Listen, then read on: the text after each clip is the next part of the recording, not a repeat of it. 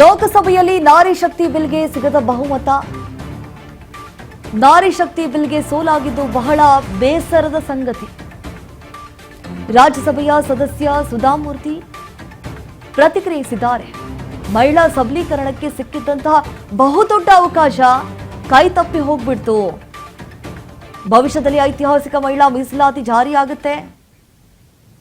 I feel sad. It was one good chance for women to become a part of the policy making. I feel sad, but I hope that one or other day it will happen. Any social change requires time, and I am positive one or other day it will happen. Then I feel sad. It was one good chance for women to become a part of the policy making. I feel sad, but I hope that one or other day it will happen. Any social change requires time, and I am positive one or other day it will happen. Then I feel sad. ಸ್ಟುಡಿ Sudha Murthy Rajya Sabha ಸದಸ್ಯರು ಮಾತನಾಡಿದ್ರು. ಇಷ್ಟೊತ್ತು ಒಂದು ರೀತಿಯಾದಂತಹ ಐತಿಹಾಸಿಕ ಸೃಷ್ಟಿ ಆಗ್ತಾ ಇತ್ತು. ಆದ್ರೆ ಈ ರೀತಿಯಾಗಿ ಮತದಾನ ಕಮ್ಮಿ ಬಂದಿರೋದ್ರಿಂದ ಅವಕಾಶ ಕೂಡ ಕೈ ತಪ್ಪಿ ಹೋಗ್ಬಿಡ್ತು.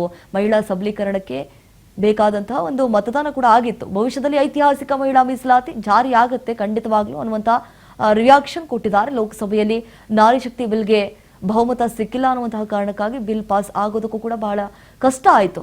ನಿಜಕ್ಕೂ ಇದು ಬೇಸರದ ಸಂಗತಿ. I feel sad. It was one good chance for women to become a part of the policy making.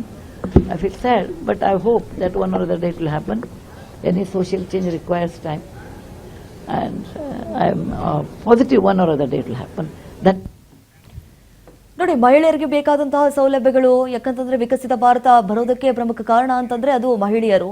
So ಅವರಿಗೆ ಅನುಕೂಲ ಆಗ್ಲಿ ಅನ್ನುವಂತಹ ಕಾರಣಕ್ಕಾಗಿ ಈ ರೀತಿಯಾಗಿ ಮತದಾನ ಕೂಡ ನಡೀತು. ಆದ್ರೆ ಅದು ಆಗ್ಲಿಲ್ಲ. ಈಗ ಭಾರಿ ಹಿನ್ನಡೆಯಾಗಿದೆ.